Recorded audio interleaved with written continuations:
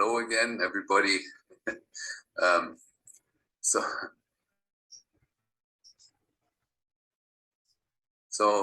yes, our Thursday recording again. My weekly report. We're in the middle of a series of talks on autism. Much of it is a repetition of something some of you have heard before, but from patient feedback, we know that there's still a big need for people to understand some of the basics. So we talked about in the first session on the lymphatic drainage.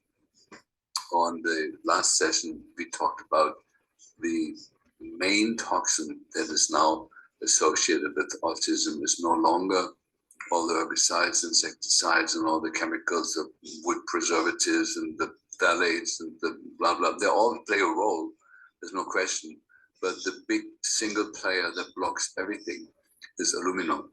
Yeah? And so we will get a little bit more into that today, and then we move on to the next thing. But I wanted to insert like a little bit of COVID information. So there's a big misunderstanding out there. So first of all, when people are vaccinated, they have sections of the nucleotides of the DNA or RNA sequences of the virus is in the injection, but not the complete virus. And so the virus itself is not able to replicate in people.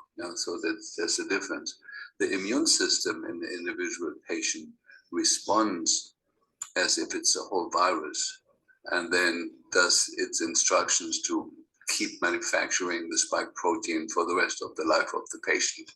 And that hopefully sometimes the system understands it and clips it and stops it. And unfortunately, in many cases, about 1 in 6 or 1 in 5 people, that doesn't stop. It's an ongoing thing. And so we see now more and more people a year or a year and a half into the shot getting increasing problems, with clotting mostly and the myocarditis and all those things. But I just do want to say that people that had the vaccine, they're shedding all sorts of things, sections of the virus, but not the whole virus. But when you inhale that or get that, it still could trigger your immune response as if you had the virus. So it's a complex issue.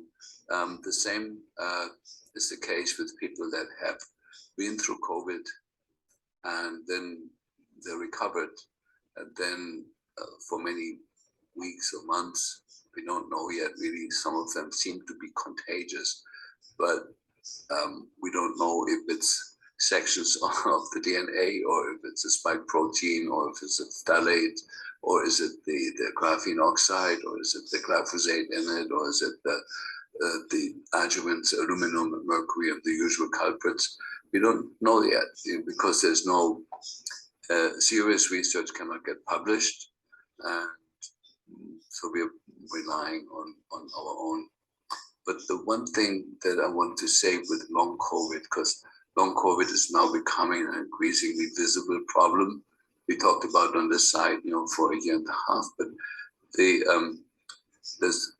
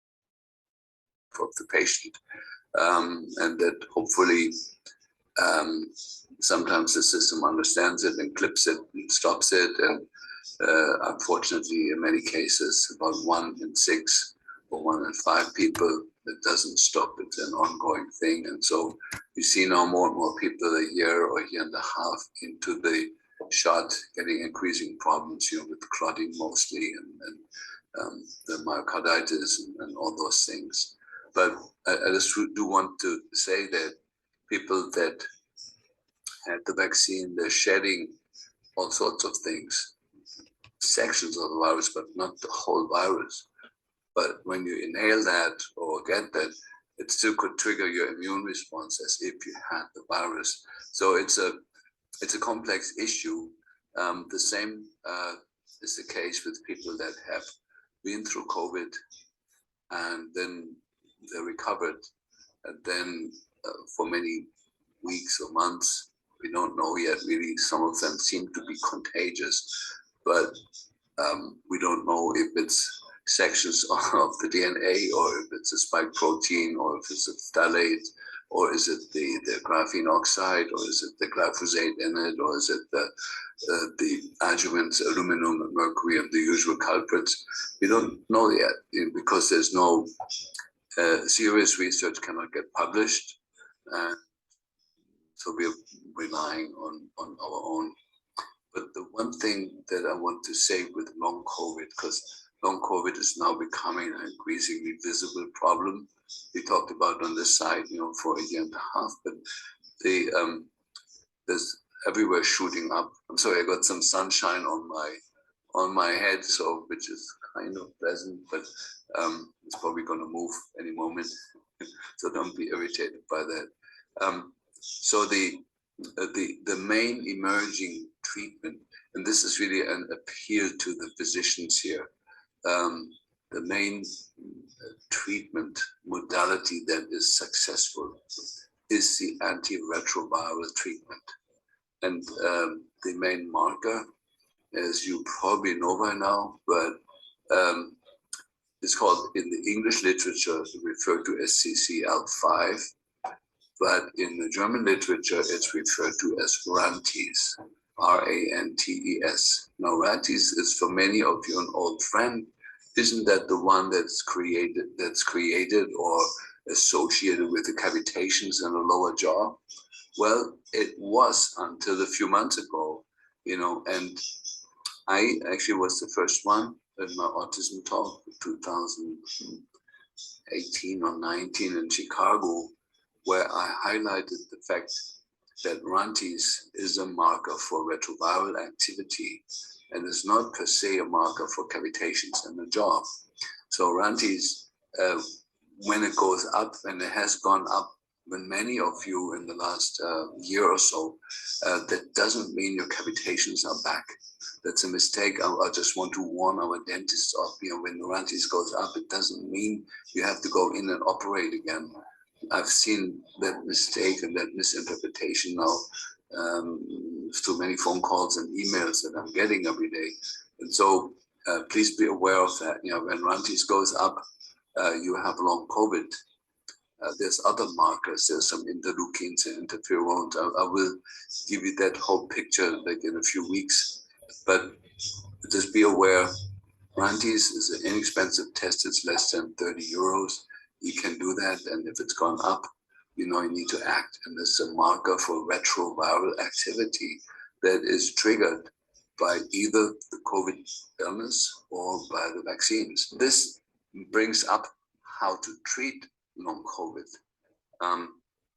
And the most successful treatment that's reported now in medicine is the combination of both a statin drug, because statins are now known, really their main effect is that they're anti-inflammatory, specific pathways of inflammation that they're blocking, and it seems to be the same pathways that are activated by COVID or long COVID or post-injection COVID. And the other medicine that is hugely shining now is a medical antiretroviral agent, has a weird name, Maraviroc, Viroc, Maraviroc. It's the generic name. It has different brand names. And this is for the physicians here. If you have severe cases, especially in children, children with autism had a downturn in the last 2 years, suspect that they have activated retroviruses. And so for the medical treatment for an adult is Maraviroc, 300 milligrams twice a day, and a statin in moderate doses, and then of course some coenzyme Q10 along with that. Then has been absolutely dramatic how it gets many of the children overnight back to the high functional state that they at one point had or even never had. And so that's the medical side of it. And of course, in terms of the products that we're using, it's all about skull cap, skull cap, skull cap, skull cap. And of course, the Andrographis Plus that remains our main tool. But skull cap is more specifically the treatment for retroviruses, and we're pairing that with the Retro V powder.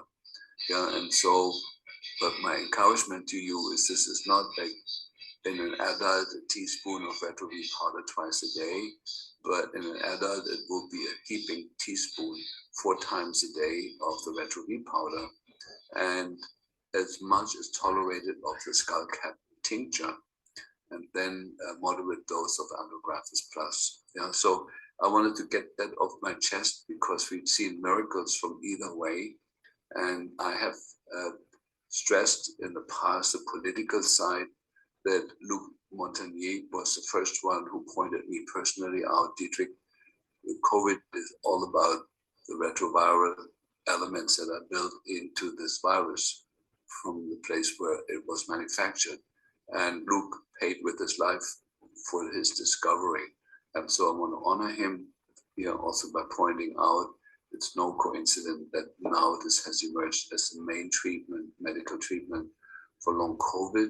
But the point I'm trying to make here in the autism course is that pretty much, let me be honest here, there is nobody in the world right now who has not, maybe some tribes in the Amazon or so, but otherwise there's nobody in the Western world who has not been in contact with COVID and whose body is not dealing with it in some way or another. And the autistic children are the most vulnerable to this particular coronavirus, if you want to call it that. And it's a gain of function, trained for destruction coronavirus. And so, but the piece in it that is deciding whether you overcome this illness, this virus or not, is the retroviral section that's in there. And that needs to be addressed as if it was a retrovirus. It should not be addressed if it was a bacteria or a regular coronavirus. This is a regular coronavirus plus HIV, basically combined. And so, not HIV with the idea to kill.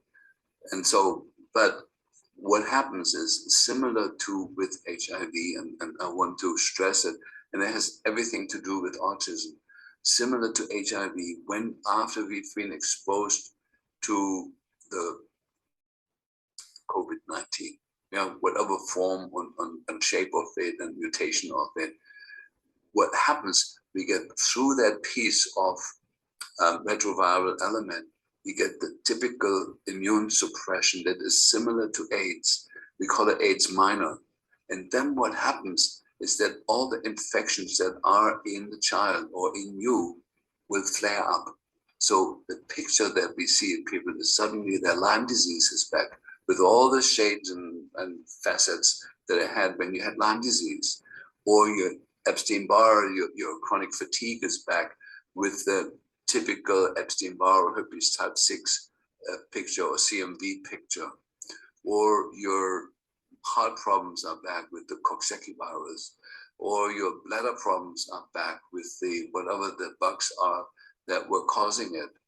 And you have to, in terms of symptoms of the patient, have to disregard COVID and everything. You have to treat it as you have learned from me or from others, how to treat this individual illnesses. The patient really has that illness now, even though it was gone for 20 years or 5 years or 3 years or 15 years, and you thought the patient had overcome it. So please do not miss that.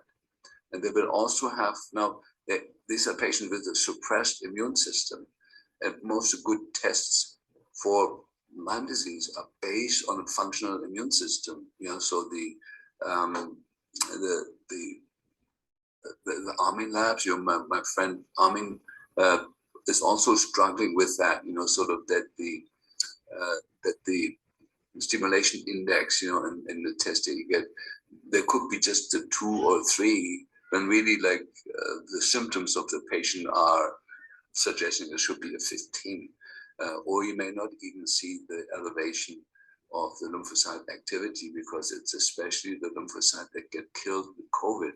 And so when you have a Lyme patient, and when you have a long COVID patients, and you think this looks really like Lyme disease, and you do the test that we typically do, the LTT, ELISpot, and the other tests, and any of the tests based on the immune system may fail now to show the true nature of this illness. It will show it slightly, but not the full dimension of it. PCR test would show it, if you do urine PCR or some other PCR test where you're actually looking for the live bugs. And so I just wanted to really bring that across from you and bring it back to autism. If you treating an autistic child, or you have an autistic child, or an autistic teenager, or an autistic adult, and in the last 2 years, there was a worsening of certain symptoms, then please think of long COVID, that there is that immune suppression that needs to be treated with antiretroviral strategies, either the natural ones in as high doses as you can get, or using the 2 medical drugs that I just suggested. You can also give those in children. There's been fantastic reports on that.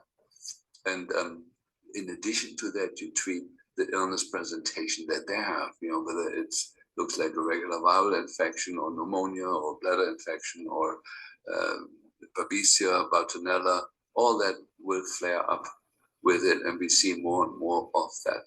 And it applies to your other patients, but it also applies to the children in trouble. Children that are now more compulsive than they were before. Children that are obsessed with doing certain things a certain way and not another way, or with food obsession about certain things and not other things.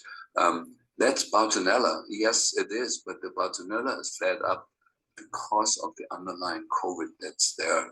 And it's not the whole COVID, it's the retroviral part of COVID. And by taking that out, the whole system recovers and goes back to a nice recovered state. So I think that's all I want to say. Let me go find the PowerPoint and we go back. Okay, so tiny bit of review where we left off. So I don't know if the picture works for you. I have a weird sort of way that's presenting, but we talked about the artificial cloud making. In German, it's called Schleier, Wolken. That means veil clouds. And so you see very well that the chemtrails and the whole scenario has put a veil around the planet with dire consequences. You have to remember the most dire consequences is the loss of water in the atmosphere and the desertification. That means many, many stretches of our beautiful Earth are turned into deserts now. Forests are burning down, and whole stretches of nature just turn back into nature, into deserts. And deserts take a long time to recover. And so the movie that I want all of you to see is called The Dimming, and by Dane Bigginton, The Dimming. And please watch it. If it touches you, please spread it. This is the most horrible crime committed not just to us humans, but to the whole planet. It's killing the insects. There's no insects. Songbirds all die. Ultimately, all the crops on the planet are full of nanoparticles of aluminum, and the worst thing may even be the plastic, the nanonized plastic particles that the aluminum is placed on, and the ingestion of nanonized plastics every day is just astronomical. People have estimated up to the size of a credit card, the size of weight of credit card, you're consuming nanoplastic particles every day. And this is, according to the real scientists, not from you throwing away your plastic bottles and plastic bags and then whatever happens to that. It is the spraying of the skies with plastic nanoparticles that then eventually fall down and get into everything. Okay, so I showed you the dramatic synergistic effect between aluminum and mercury. And so that means in the autistic kids, we need to dramatically detox both aluminum and mercury. Now, one agent that does both is coriander. The self-hydral affinitive detox agents like DMPS, DMSA, methionine, the self-hydral containing amino acids, all of them may address mercury, but not aluminum. The aluminum is its own animal. There used to be a medical drug, Detoxifying, that Mr. Bill Gates blocked in the whole US. I don't know how it is in Germany, but we talk in a moment a little bit more about the detox agents. And this synergistic effect gets much, much worse if you bring testosterone in the equation. And by the way, also I showed you a few weeks ago that is now known that the ACE2 receptor that's needed for COVID to penetrate into the cell can be primed with testosterone. That means it's more willing to open itself up to the spike protein and to the virus material to come inside. So this is not the time right now to elevate your testosterone levels. It's time to keep it moderately low and get through this time. Okay, so here was the article from Mark and David Geyer that shows that you can cure autistic children simply by lowering testosterone, because then the mercury kind of tumbles out on its own. So let's go back one more time about a decent detox program that includes the Coriander Plus, which is really, first of all, it's a special growth of coriander that has the highest level of ingredients capable of detoxing mercury. That took a lot of research on our side to find out what the proper seed is that creates a plant that has the most active ingredients. And then it's combined with flower stem cells, which put sozusagen, it's like putting gasoline on fire. The transdermal melatonin is huge. Yeah, melatonin basically is the biggest overlooked healing agent in the US. You can get a kilogram of melatonin for $300 from bulksupplements.com. What has turned out to be a fantastic tool is, BioPure makes a suppository of 50 milligrams, but what we do in the rest of the world, in Europe, it's more difficult to get, because melatonin was patented as a medical drug with a little tweak on it, and then on the same day as the patent was granted, melatonin was forbidden for use in Europe. So there is a pretty available underground to find melatonin, but to get to the high doses that we're suggesting, 80 to 300 milligrams, is a bit more difficult. You can always inquire at BioPure, sorry, not US, but in the rest of the world, really, you can inquire with Key Science to see what the current sources are that are available, and that is a huge piece. We have gone another way.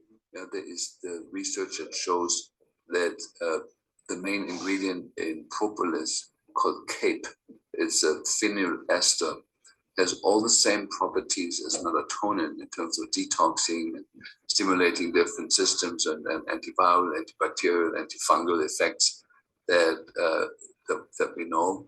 And propolis adds like a more potent antimicrobial side to it, but has the same properties in terms of the melatonin effects and binding cadmium, nickel, mercury, aluminum, and even glyphosate. So it's the optimum detox agent. And so we've gone more and more, instead of using melatonin, we use the Key Science propolis tincture, really like in terms of, maybe even a tablespoon in the morning and a tablespoon in the afternoon. Ideally, always we mix all the tinctures together so they're kind of diluting each other. When I use the straight propolis so it doesn't stick to the wall, I put it in a bit of water, and it creates like a milky presence. And if you want to put it on fire, you add a teaspoon or two of phospholipids of the microfrost with it, and that turns this propolis into a phenomenal healing drink. The side effect is hugely involved with detoxing aluminum, mercury, cadmium, nickel, and all those things. And it bridges the sulfhydryl metals and the non-sulfhydryl metals. Chris actually recommends the Acylus water. It's a high silica containing water that you can also get from Key Science. You need to sign up, and then there's a water delivery that comes automatically from the company. It's really, we were surprised, how it lowers the aluminum levels over time in people. Then we're always concerned when we're starting an effective detox program, we want to route the mobilized toxins into the gut, not through the kidneys. However, we need to be aware that every detox agent mildly or moderately or severely damages the kidneys. And so to completely prevent that, we found that bear garlic is the ideal substance. Bear garlic has all the same properties as garlic has, plus at least 60, 70 other components that normal garlic doesn't have. And bear garlic is a European plant that grows on riverbeds in the United Kingdom. It grows in huge meadows in Germany.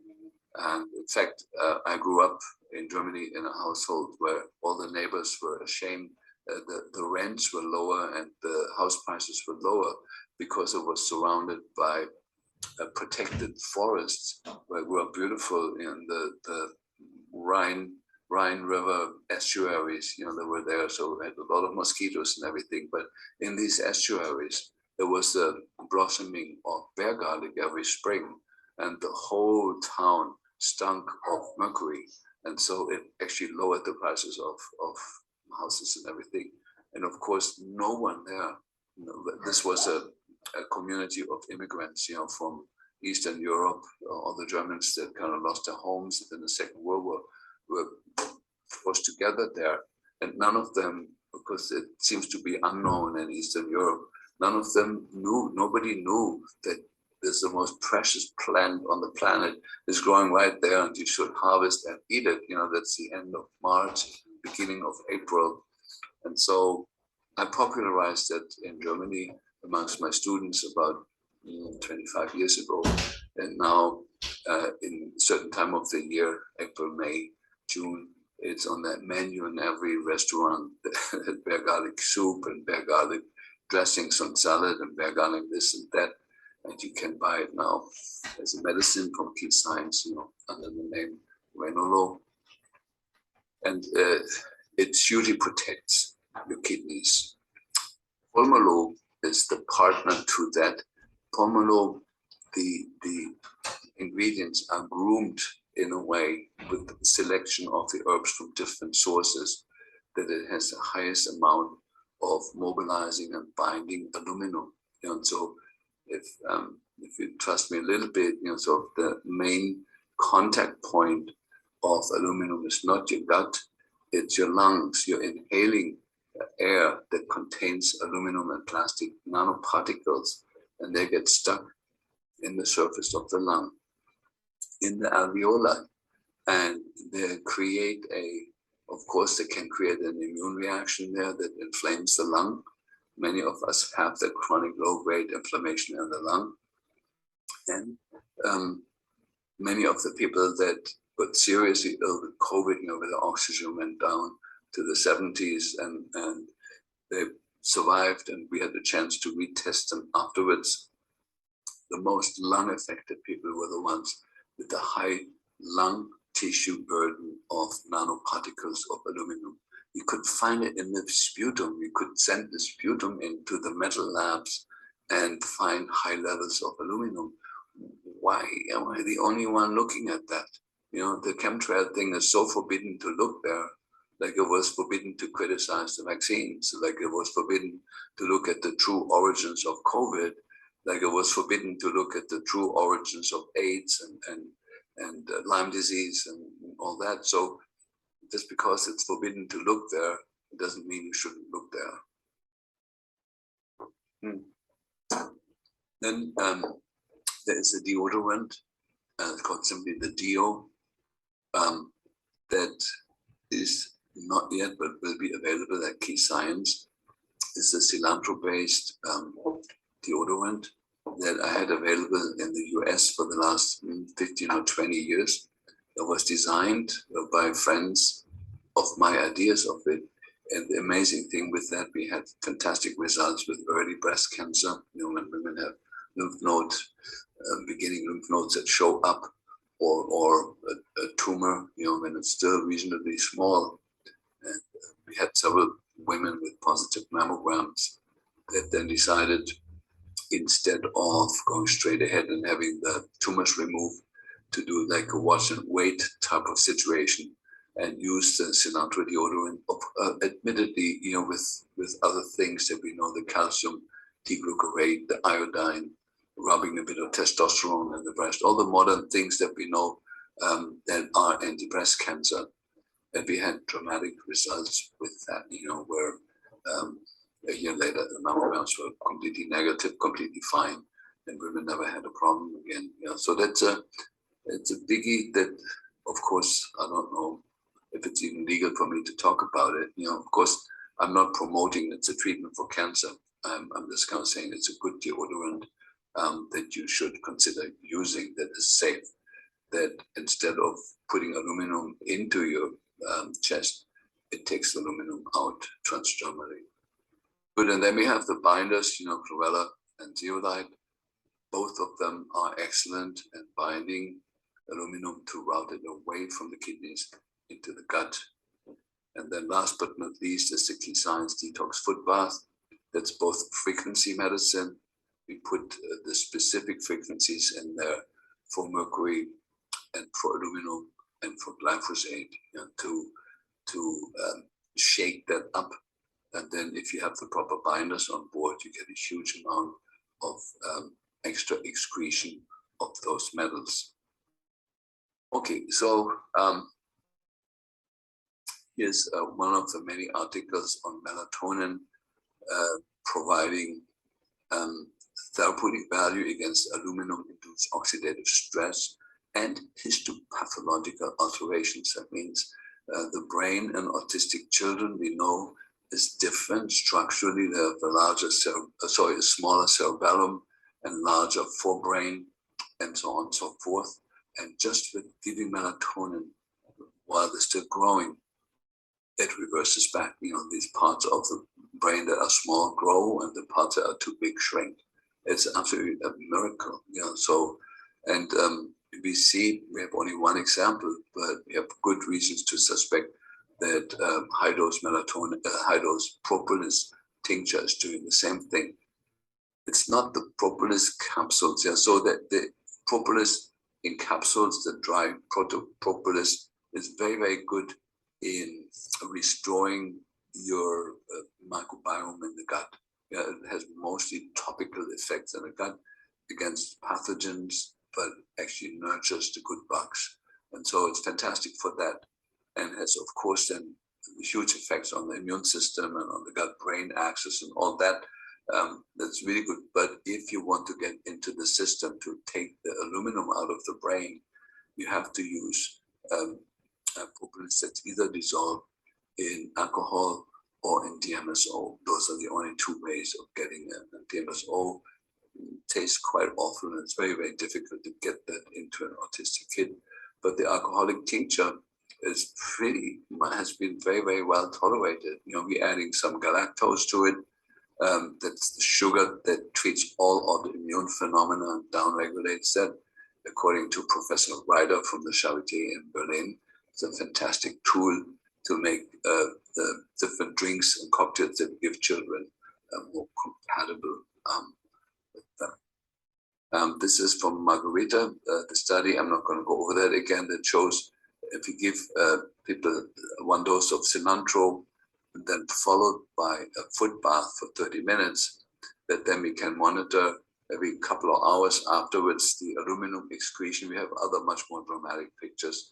I didn't put the effort in, but when you see that after 8 hours, between hour 8 and hour 72, there's a huge increase of aluminum. It's the biggest increase of all the toxins is in aluminum. And I'm honestly, I shouldn't say that, but I'm because we're all inhaling this stuff every day.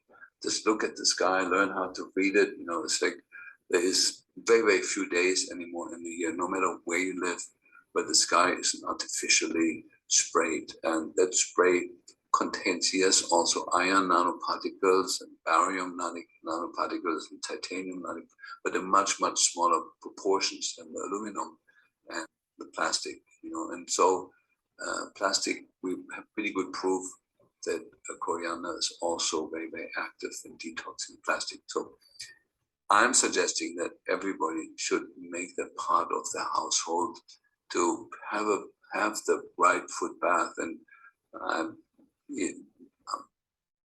shine and pushing, can say, well, buy the one from Key Science. I know there used to be some problems with the manufacture. To make it affordable, they had to be manufactured in China, and that is a difficult relationship. And some of you have been encountering that, when you got your product, but this is all sorted out. And the key piece with the foot bath is, please get the platinum coil, not the normal copper coil. The platinum coil, the frequencies are in there that you need to mobilize aluminum. And that's something, an adult should at least twice a week, you should sit down, put some nice music on, have your male partner add some warm water from time to time so it stays pleasantly warm for the half hour, and just enjoy this as a meditative thing that has a huge effect on your overall health. It should never be done without using a binder at least 24 hours before, but ideally every day. Okay, enough of that. So here's, in terms, we're shifting a little bit now towards Mercury and the other things. So I want to just put this here right up front. So there's been a lot of bullshit discussions, sort of people saying, well, DMSA is so much better, or EDTA is so much better than DMPS. DMPS is shit, don't use it. Well, when you look at the studies that compare the different detox agents, I read you the conclusion here. The intravenous application of DMPS is most useful for the diagnosis of multiple metal overexposure. It's also the treatment of choice of AS is arsenic and mercury, and has the strongest copper binding ability of the chelators tested. And so they're comparing all the agents, and they're kind of basically saying, okay, well, they're all doing something, but DMPS shines. So in detox, I use zinc DTPA largely for lead, and I use for every other metal except aluminum, I use DMPS. For aluminum, I shared with you what I'm using. And then there is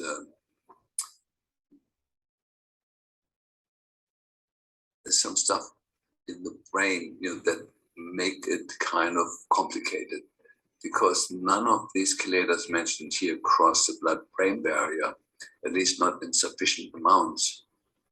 We did some experiments by making the MPS cross the blood-brain barrier, and both patients where we tried that got a seizure. And so we stopped doing that. So it's not suitable to work on the other side of the blood-brain barrier. You have to use the sulfhydryl containing amino acids, and the big one is NAC. So I always combine now pretty much any detox attempt with N-acetylcysteine that crosses the blood-brain barrier easily and increases glutathione and other things in the brain. And we use melatonin or propolis with that. And that's when we get a good mobilization of stuff from the brain. There's one exception to all of that, that's gadolinium. Any one of your patients or of you, whoever had a brain scan done where contrast was used, which typically is gadolinium, which is a rare earth. And there is now thousands of reports on the internet and in the scientific literature of people developing chronic neurological diseases, Alzheimer's disease, brain deterioration, MS-like symptoms, ALS-like symptoms from the use of gadolinium. It's a crime permitted to everybody, and the radiologists are completely ignoring their own literature. And so I took a deep search, because I had 2 of those scans done before I knew, and I listened in a scientific lecture in Baden-Baden where they recommended EDTA as a very weak agent, zinc TTP is a very weak agent, DMPS does not touch it. And so in the literature, actually, and I was surprised to find that it's cilantro is the ideal detox agent for gadolinium. And so I suggest to Inc., if anyone from Inc. or from Key Science is listening to my lectures, that we need a test vial for gadolinium. And it could be a low potency homeopathic, like maybe a D3 or a D4, 3X or 4X. And then every one of you should have that in a test kit. Do direct resonance of the brain with anyone who's ever had a MRI done of the brain or a CT of the brain, and you will find it a lot. And then, the funny thing with that is, okay, you have, for example, a child with autism, and you suspect something wrong with the brain. Okay, then parents are told, oh yeah, the MRI is just radio waves and magnetic field, it doesn't hurt the brain. So off you go and you get the MRI of the brain. But while the child is in that tube, with the clunking noises, they get an IV line placed, and the nurse very peacefully injects the gadolinium. Oh yes, just a rare earth, that don't mind it, it's not doing anything. And the child very rapidly after that progresses with the symptoms of autism. And nobody ever thinks back to the gadolinium. And these children need massive amounts of coriander. Parsley also has an effect. And I would have to say that there's a very impressive new product that Key Science has, is the parsley powder. It's done in a special way that is highly, highly absorbable. And parsley also contains huge amounts of apigenin, so it's one of our main cancer strategies. But it's also, parsley shares many of the same detox agents that Chinese parsley or cilantro has. And so we like to combine now the coriander tincture with the powder parsley extract. And usually the Retroviral powder kind of travels along with it. And some of the other powders, definitely the ascorbate, the complete ascorbate powder, and the antiviral powder. So the powders at Key Sciences are all tasting well, and most kids with autism like them. You can put them in a little bit of applesauce, but it's not been a big problem. So to summarize that, there is basically three categories of metals that we need to deal with. One is the mercury, lead, cadmium, nickel, barium. Those are the main sulfhydryl affinitive metals that come out with GMPS, whether you use it orally or as a intramuscularly or intravenously or as a suppository. I don't really mind. You can make a transdermal cream of GMPS that's very popular amongst autistic moms and dads in America to use it that way. That's one group of toxins. But the main, in terms of amount in us and importance of us, number one is aluminum, and aluminum responds very, very well to coriander plus the foot bath. My favorite form of magnesium for the kids is magnesium malate, because malic acid on its own is also a fantastic detoxifier of aluminum. The third one I should mention is citric acid. So lemons are great, and this is more for adults for the aluminum exposure, to squeeze a lemon into your daily water bottle and drink that. So that's another trick to get the aluminum down. And of course, the silica water, the acidic water. It's like in the Western world, pretty easily available. Contact Key Science and they'll let you know where you can get the acidic water. Okay, so here's a little bit of my own work that was published in Explore, a paper that was more open to us alternative physicians. And so basically the title, I read it, Mercury Detox as a treatment for chronic viral, bacterial, and fungal illnesses. This is sort of the first official statement. This was 1997, where somebody dared to say the reason people have mold illness is the underlying level of mercury toxicity. And the reason why mold illness has become so popular now, because nobody has a good solution, because the mold becomes more aggressive and untamed in our system in the presence of mercury toxicity. And so when you treat mold illness, you should always include a strong mercury detox program. And that has cracked it. That has cracked the code on the mold illness. I know I'm not the most popular speaker because I have some strange ideas that I'm communicating, and my former friends like Neil, Nathan, or others have moved right to the forefront of mold illness, and with rather complicated treatment suggestions and expensive ones. And my treatment suggestion is pretty simple. Yes, use a binder. There's Russian studies that show zeolite is a better binder than cholestyramine for mold. And I hold very strong that you should treat the mold that's in the body instead of using the azole type drugs that generally are used. We use the ozonated plant oils, the rhizoles, fantastic results.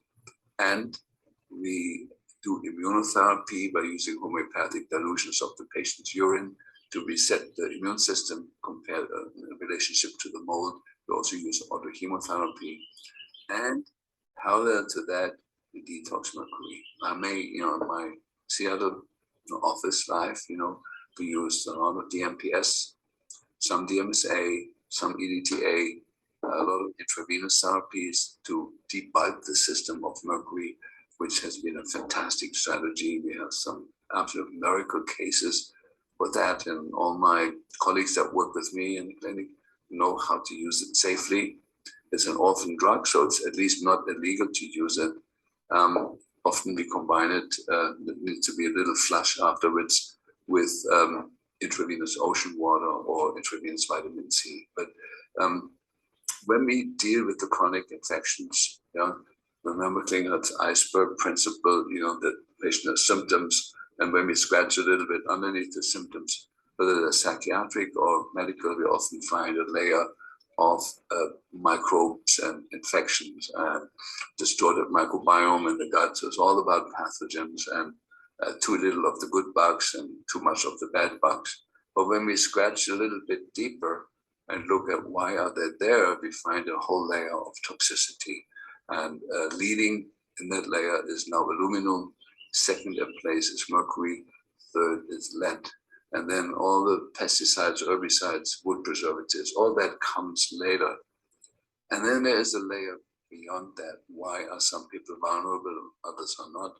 Yes, there is the genetics and epigenetics, but there is the psychological stress levels throughout life. You know, when you had repeated long periods of stress, those are the periods, you know, when the sympathetics are activated, you cannot activate your parasympathetic. The detoxification is a parasympathetic nervous system activity. And if you're in chronic stress, the parasympathetics are decreased and the sympathetics are up here.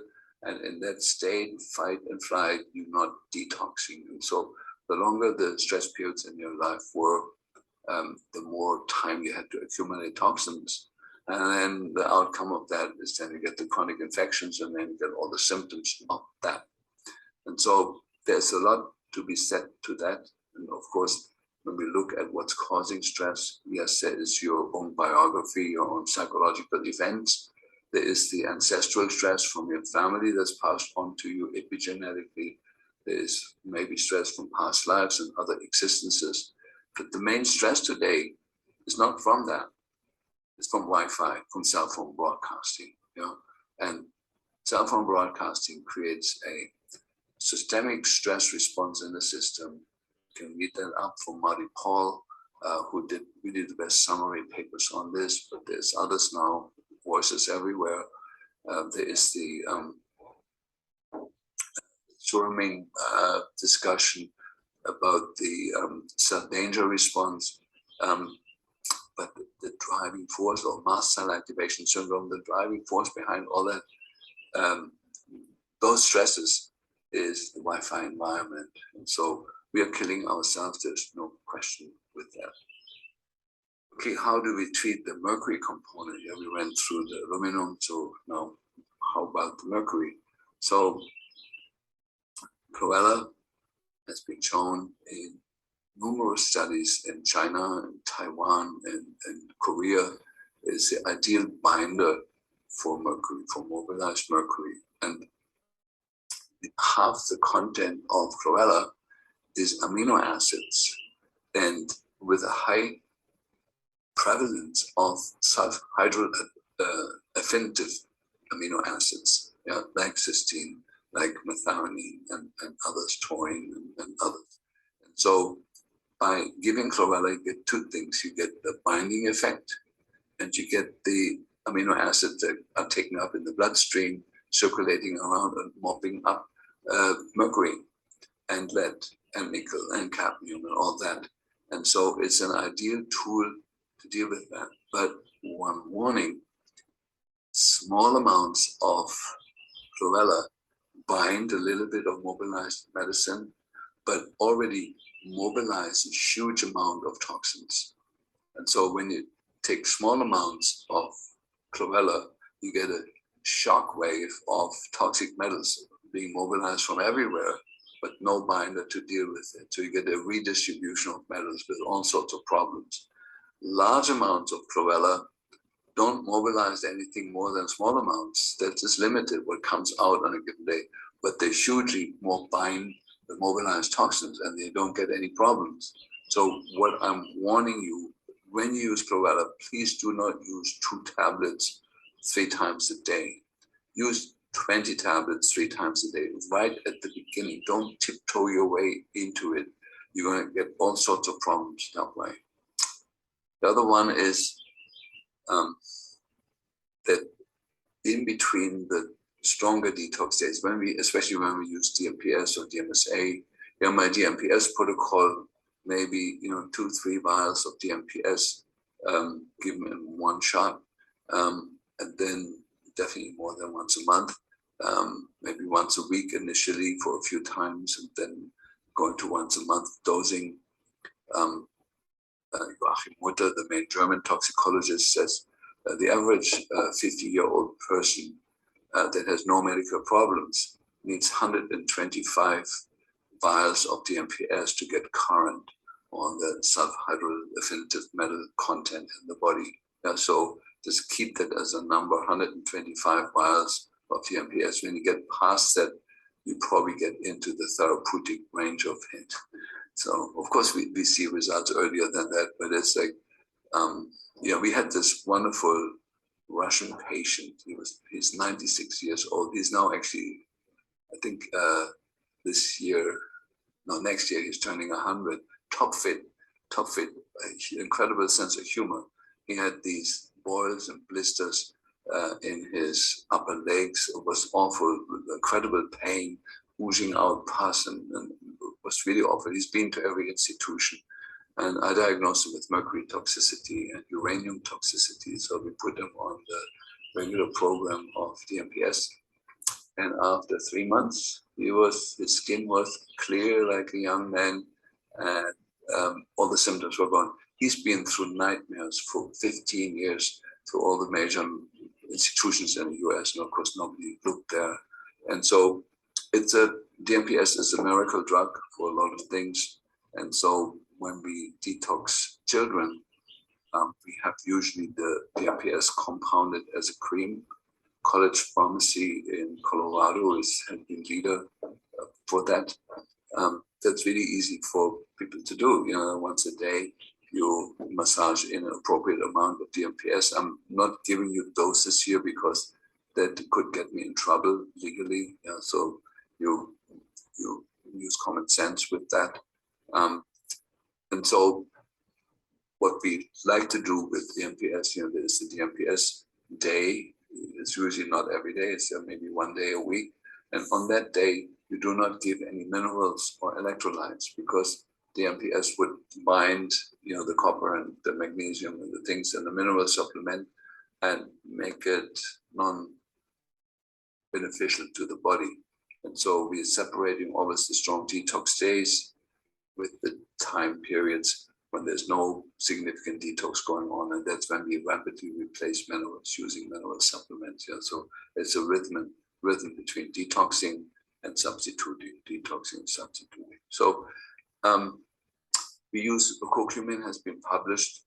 We show you the literature in a moment. There's a wonderful, effective detox agent for mercury, which is not a surprise. This other one, berberine, also has emerged recently, and they're both important, for general health reasons. They're both treatments for COVID, they're both treatments for EBV, they're both treatments for Lyme, and so so curcumin and berberine. Then the bedtime melatonin. See what you can get in the country that you are. So if you're in a country in the US, melatonin is freely available. We use the suppositories from BioPure. It's fantastic doing that. With autistic kids, they can handle the 50 milligram suppository. When they're really bad, we do it every day. Once they're recovering, maybe once a week. And so, but in between, we use the melatonin cream. And the rule, again, is more is better.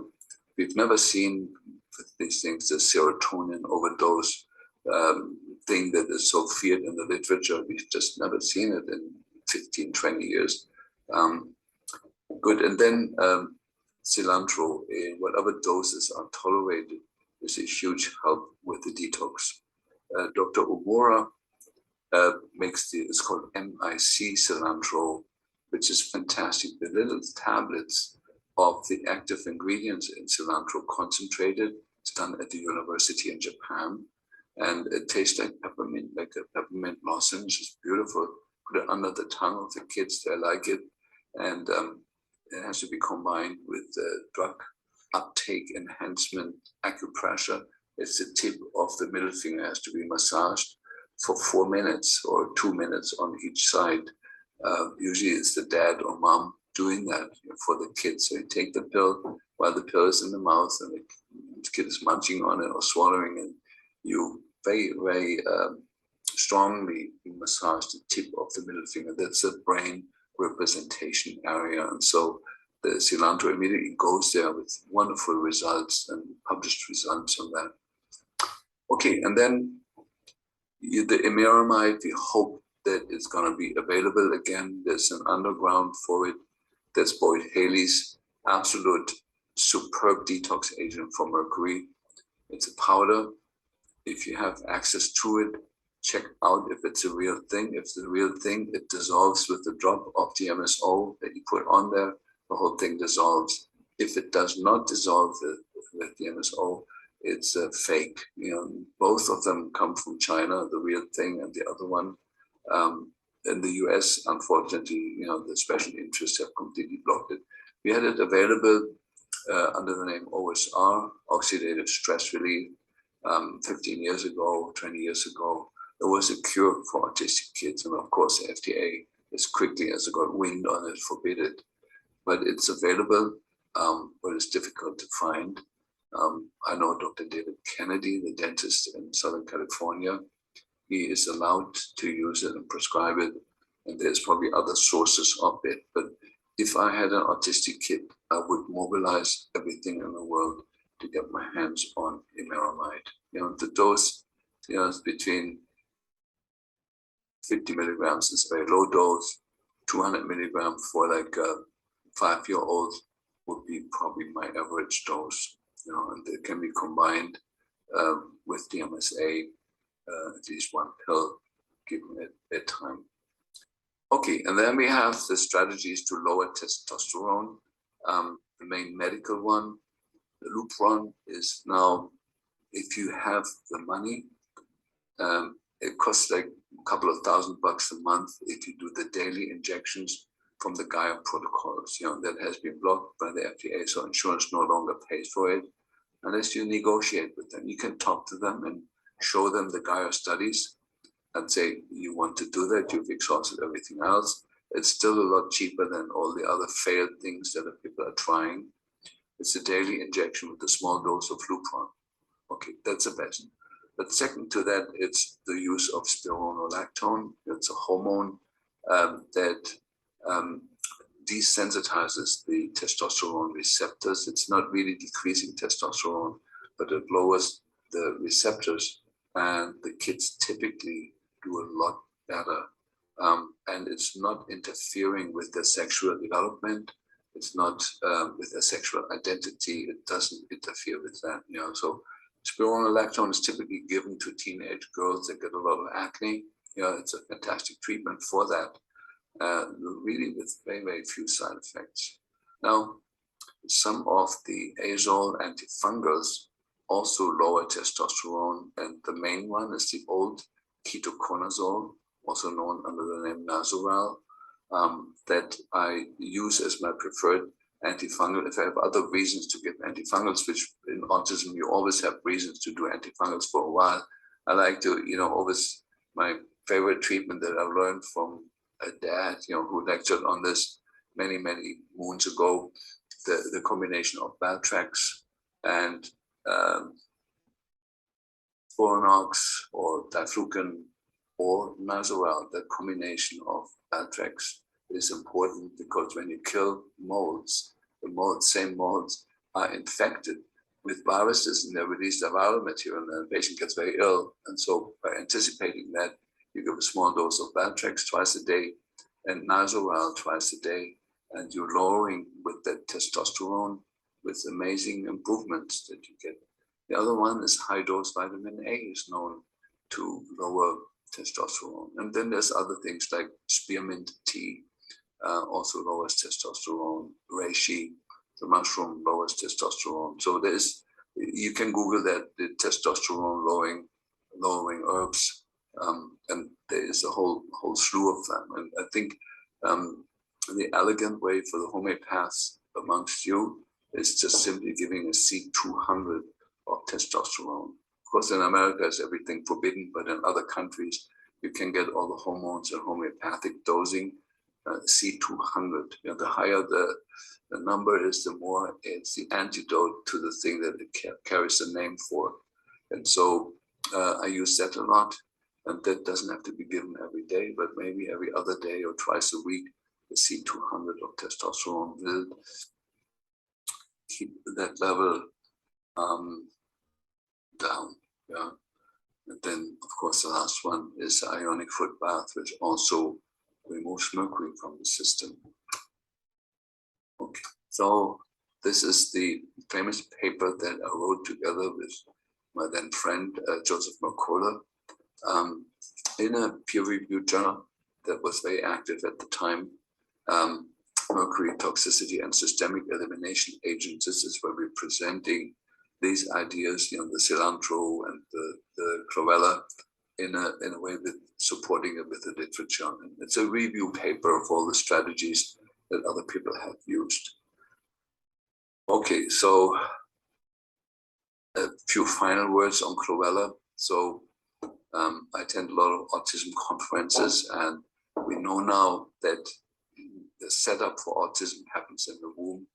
That is when the mother is inflamed and has Lyme disease, or the mother has chronic viral activity or food allergies, and her immune system is in an activated state, that many of the cytokines that are upregulated cross the blood-brain barrier and creating the setup for autism in the child.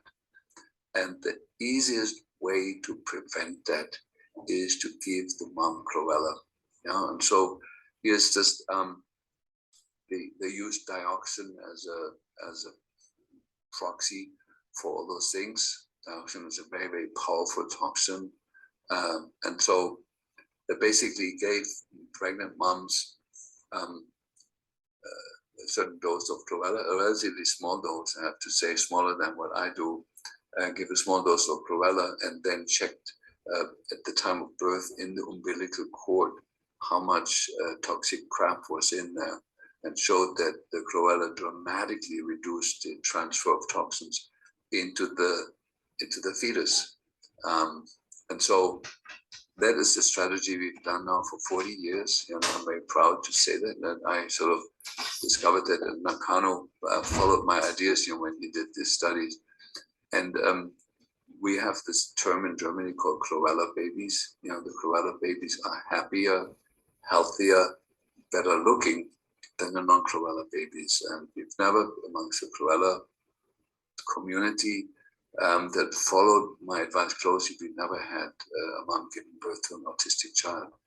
There's been recently, there's been problems with COVID and the Wi-Fi environment, and that needs to be, of course, attenuated during pregnancy, especially the Wi-Fi has been horrible. And, when moms have infections during the pregnancy, that creates a lot of inflammatory cytokines that cross the blood-brain barrier and the placental barrier and are hugely affecting the development of the baby. If a mom has a fever during the pregnancy, that increases the chances of getting an autistic child by 30%. It's not a lot, but it's 30%. Remember, Tylenol is absolutely forbidden.